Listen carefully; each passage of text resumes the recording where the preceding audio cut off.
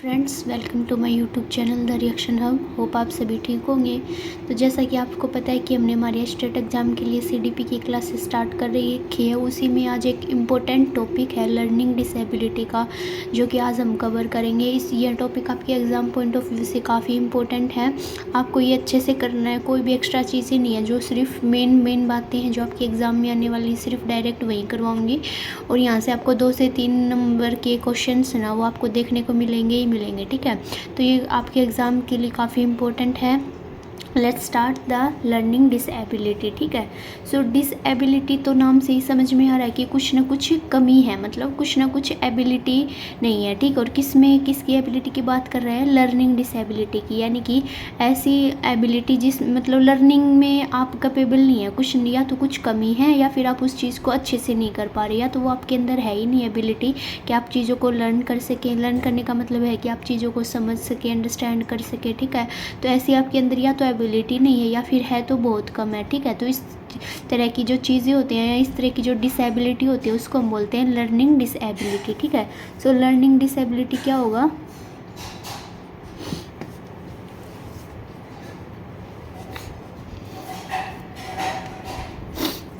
Learning disability मतलब lack और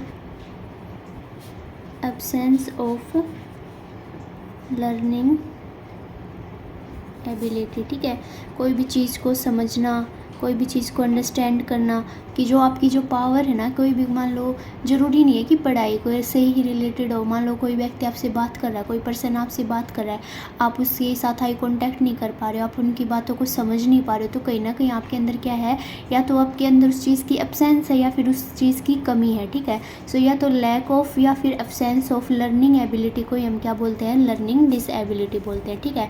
अब ये जो लर्निंग डिसेबिलिटी होती है ना, मतलब मेन जो इम्पोर्टेंट है ना, सिर्फ आपको वही बताऊंगी जहाँ से डायरेक्ट आपके एग्ज़ाम में क्वेश्चन पूछा जाता है। आप प्रीवियस पेपर भी उठा के देख लोगे, आपके प्रीवियस पेपर में डिसकैलकुलिया और डिसग्राफी ऐसे करके मतलब क्वेश्चन आया हुआ था। ठीक है। तो यहाँ से क्वेश्चन आता ही आता है। तो लर्निंग डिसेबिलिटी क्या होगा? लैक ऑफ या फिर एब्सेंस ऑफ लर्निंग एबिलिटी। ठीक है। इसको हम क्या बोलते हैं? Learning disability. ठीक है। और ये जो लर्निंग डिसेबिलिटी टर्म है, ये किसके द्वारा दी गई थी? सबसे पहले स्मूएल किर्क। ठीक है। गिवन बाय,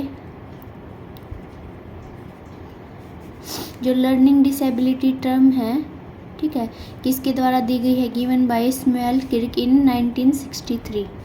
ठीक है। 1963 में सबसे पहले इनके द्वारा ये टर्म दी गई थी। ठीक है। अब है टाइप ऑफ लर्निंग डिसेबिलिटी हम पढ़ेंगे। ठीक है। जो कि हमारा इम्पोर्टेंट टॉपिक यहीं से स्टार्ट होता है। Type of learning disability. ठीक है। तो जो सबसे पहला टाइप है ना, वो है ADHD। ठीक है। ADHD। सबसे पहले तो आप यहाँ पे इम्पोर्टेंट लगा लें। जितने भी टाइप करवाऊंगी ना, सारे के सारे इम्पोर्टेंट हैं। तो सबसे पहले तो ADHD की फुल फॉर्म पता होनी चाहिए। तो ADHD की फुल फॉर्म क्या होगी? Attention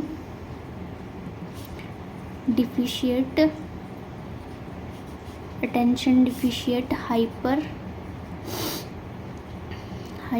activity disorder. ठीक है। तो जैसे नाम से पता चल रहा है, attention deficit hyper activity disorder. ठीक है। यहाँ पे जिस बच्चे के अंदर ADHD होती है ना, उसके अंदर अटेंशन की कमी होती है। वो एक चीज़ के ऊपर अटेंशन नहीं दे पाता। यानी कि मान लो कोई आपसे बातें, मान लो ADHD है किसी बच्चे को, तो उससे कोई बात करेगा ना, तो उसको बातें ही समझ में नहीं आएगी, वो बातों को इधर उधर करेगा। ठीक है। ना ही चीज़ों को, सामान को मतलब ठीक तरह से रख पाने की एबिलिटी होती है। ठीक है। और क्या होते हैं? हाइपर एक्टिविटी डिसऑर्डर होता है, मतलब इधर उधर रहना, बातों को इधर उधर करते रहना, ना किसी की सुनना, ना किसी के समझना, टेंशन की कमी होना।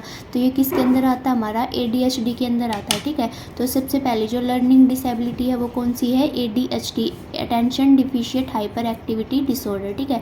इसकी फुल फॉर्म पता होनी चाहिए। आप फिर आपसे ये भी पूछ सकते हैं और आपसे पूछ सकते हैं कि टेंशन की कमी होती है तो कौन सी डिसेबिलिटी है? तो ADHD होगी। ठीक है। दूसरी डिसेबिलिटी है हमारे पास डिसकैलकुलिया। कैलकुलिया, डिसकैलकुलिया, ठीक है। कैलकुलिया, कैलकुलिया नाम से आप क्या समझ रहे हैं, कहीं ना कहीं कैलकुलेशन से रिलेटेड है, ठीक है। तो यहाँ पे क्या होती है, कैलकुलेशन में प्रॉब्लम होती है, ठीक है। लेस एबिलिटी, या तो कम एबिलिटी होगी या फिर एब्सेंसी होगी, ठीक है। लेस एबिलिटी और एब्सेंस ऑफ कैलकुलेशन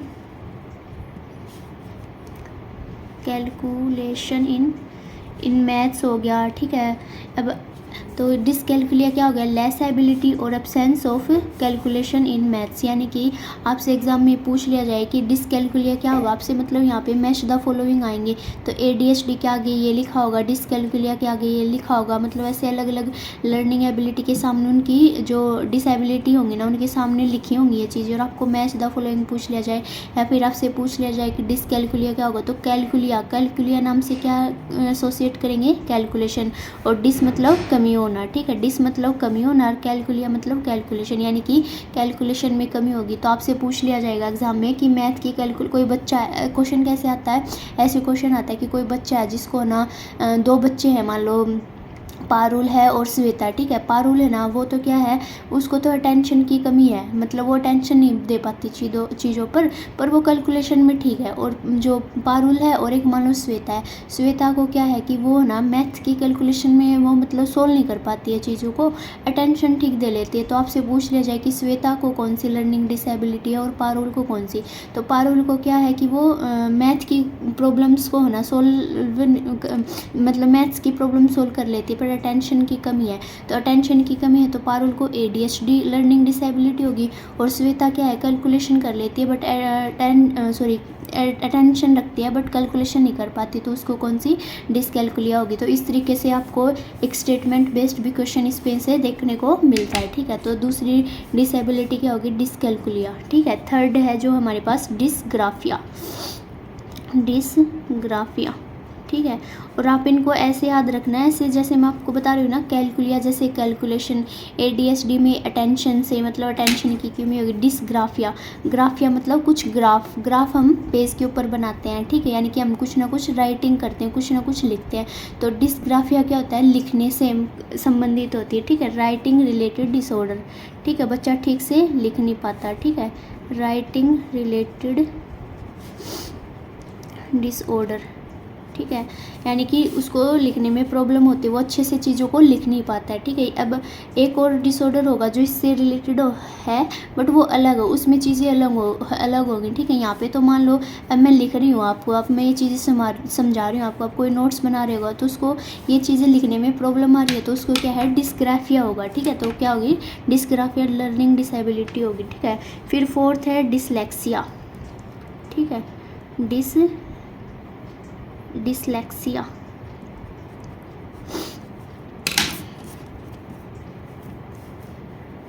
डिसलेक्सिया क्या होती है, disability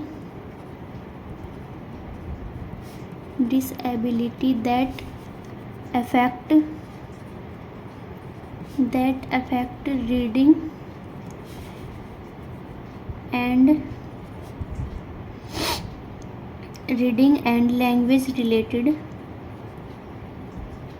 language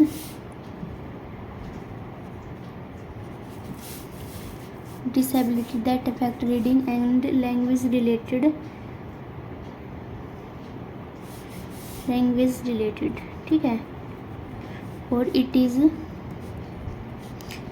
a neurological disorder, ठीक है।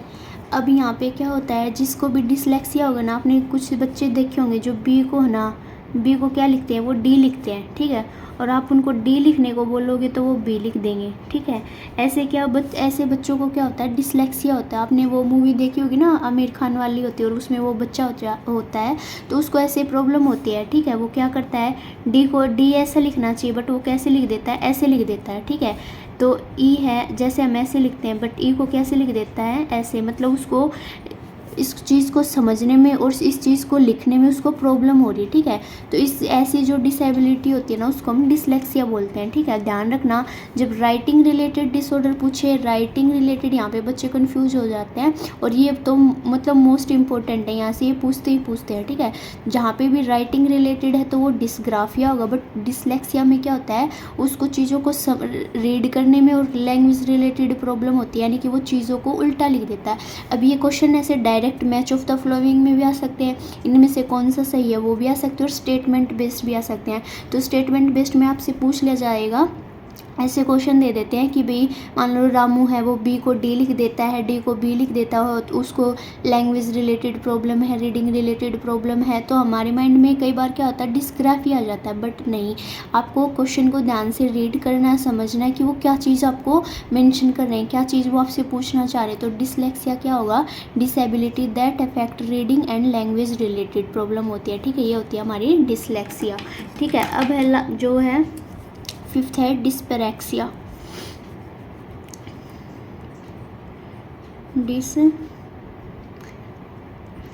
डिस्पैरेक्सिया, ठीक है। डिस्पैरेक्सिया में बेसिकली क्या होता है, प्रॉब्लम विद बॉडी मूवमेंट, ठीक है, प्रॉब्लम विद बॉडी मूवमेंट। आपने देखा होगा कुछ बच्चे होते हैं ना जिनकी बॉडी ना ऐसे मूव नहीं कर पाती, ठीक है। आपने देखा होगा जैसे हाथ ऐसे रहता है, ठीक है, ऐसे रहता है, तो ऐसे ही रहता है उनका हाथ, वो हाथ से लिख नहीं पाते, तो कहीं ना कहीं उनकी बॉडी में मूवमेंट की कमी है। तो इसी को हम क्या बोलते हैं, प्रॉब्लम विद बॉडी मूवमेंट, तो इसको हम बोलते हैं डिस्प्रैक्सिया, ठीक है। यानी कि बॉडी की मूवमेंट मतलब बॉडी को, जैसे ऐसे हैंड है, किसी का ऐसे हैंड है तो फिर वो ऐसे ही रहता है, ऐसे करना, ऐसे लिखने में प्रॉब्लम होना, तो ये क्या है, ये एक डिस्प्रैक्सिया है, लर्निंग डिसेबिलिटी होती है, ठीक है। अब हमारे पास है सिक्स्थ है हमारे पास डिस्मोर्फिया। डिस्मोर्फिया आप इनको एक बार पढ़ोगे ना 4-5 बार तो आपको ये इजीली याद हो जाएंगे, ठीक है। इतनी ज़्यादा वो नहीं है, मतलब इतने ज़्यादा हार्ड नहीं है, ठीक है। डिस्मोर्फिया क्या होता है, appearance related problem, appearance related disability, यानी कि हर कभी कभी क्या होता है बंदे को हर टाइम मैं ऐसा लग रहा हूँ, मैं ऐसी लग रही हूँ, मेरे को ऐसी दिक्कत है, मेरे को ऐसी दिक्कत है, मेरी ये चीज़ ठीक नहीं है, ये चीज़ नहीं, मतलब बहुत ज़्यादा करते हैं ऐसी चीज़ें। हम नॉर्मल कर लेते कि यार ये ठीक लग रहा है या नहीं लग रहा है, ये चीज़ ठीक है या नहीं है, हम नॉर्मल ये चीज़ें कर लेते हैं। बट कुछ लोग क्या होते हैं काफ़ी ज़्यादा करते हैं इस चीज़ों को, तो इसको क्या बोलते हैं हम, डिस्मोर्फिया बोलते हैं, ठीक है, अपीयरेंस रिलेटेड डिसेबिलिटी। अब लास्ट जो 7th है हमारे पास, इसको हम बोलते हैं ऑटिज़म,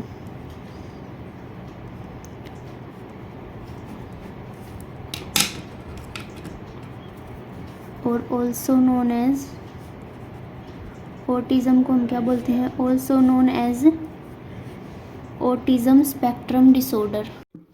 अब हमारे पास है ऑटिज़म, ऑटिज़म को हम क्या बोलते हैं, also known as autism spectrum disorder, ठीक है। स्पेक्ट्रम डिसऑर्डर भी बोलते हैं इसको, क्यों, इसमें काफ़ी चीज़ें होती हैं, ठीक है, जैसे कि लिटल या फिर नो आई कॉन्टैक्ट, या तो बिल्कुल ही आई कॉन्टैक्ट नहीं होगा, या फिर होगा तो थोड़ा बहुत आई कॉन्टैक्ट करता है, जिसको भी ऑटिज़म की प्रॉब्लम होती है, ठीक है। Showing more interest in objects than people, यानी कि बच्चा है, मान लो आपको कोई जिसको ऑटिज़म है, तो आप उसके साथ बातें कर रहे हो तो वो आपसे बातें करने की बजाय इधर उधर ऑब्जेक्ट्स को देखना, चीज़ों को देखना, ये चीज़ ज़्यादा करता है, ठीक है। तो इसको हम बोलते हैं ऑटिज़म। फिर है रिपीटेटिव मूवमेंट, यानी कि एक ही मोमेंट को बार बार करता है, यानी कि आपने किसी बच्चे को ये बोल दिया कि इस चीज़ को हाथ नहीं लगाना है, फिर भी वो जानबूझकर बार बार में उसी चीज़ को हाथ लगाता है, ठीक है। तो ये क्या होता है, ऑटिज़म लर्निंग डिसेबिलिटी, ठीक है। फिर हमारे पास आती है मेंटल रिटार्डेशन, ठीक है। मेंटल रिटार्डेशन में हमारे पास क्या होता है, जब जिसका IQ लेवल है ना, मतलब 50 से 55 से लेकर 70 के बीच में होता है ना, उसको तो हम बोलते हैं माइल्ड है, मतलब कि ठीक ठाक है, मतलब ज़्यादा नहीं है, बट वो माइल्ड के अंदर आ जाता है। फिर है मॉडरेट, मॉडरेट में IQ कितना होता है, 35 से 40 के से लेके 50 से 55 के बीच में होता है, ठीक है। फिर है सीवियर, सीवियर में 20 से 25 और 35 से 40 के बीच में, और प्रोफाउंड मतलब बिलो 20 से 25, ये वाला होते हैं ना जो प्रोफाउंड, जिनका IQ लेवल 20 से 25 के बीच में, इनको तो पता ही नहीं होता है कि भी अच्छा हाथ से चम्मच को पकड़ते हैं, हाथ का किस लिए यूज़ होता है, पैरों का किस लिए यूज़ होता है, उनका दिमाग ना बिल्कुल भी काम नहीं करता, ठीक है। अब जो ये वाले होते हैं ना सीवियर वाले, ये क्या होते हैं, थोड़ा बहुत मतलब ये हाँ पकड़ लेते हैं भाई, चम्मच से पकड़ लिया, खाना खा लिया, इनका भी दिमाग काम नहीं करता, बट आप इनको बता दे ना तो ये कर लेते हैं, ठीक है। फिर ये मॉडरेट वाले होते हैं, इनका थोड़ा दिमाग काम करता है। फिर ये माइल्ड वाले आगे, फिर ऊपर वाले IQ वाले तो क्या होते हैं, उनका अच्छा माइंड होता है, ठीक है, वो मेंटली रिटार्ड नहीं होते। तो ये थी हमारी कुछ लर्निंग डिसेबिलिटी जो कि आपके एग्जाम पॉइंट ऑफ व्यू से काफ़ी इंपॉर्टेंट है। जो मेन जो इंपॉर्टेंट आपसे एग्जाम में पूछी जाती हैं सिर्फ मैंने आपको वही करवाई, जैसे ADHD है, डिसकैल्कुलिया, डिसग्राफिया, डिसलेक्सिया, डिस्पैरेक्सिया, डिसमोर्फिया, ऑटिज्म और मेंटल रिटार्डेशन, ठीक है। एग्जाम में इन्हीं से क्वेश्चन आता है। होप आपको सेशन अच्छा लगा होगा। अगर आपको सेशन अच्छा लगे तो कमेंट करके ज़रूर बताना। Thank you so much.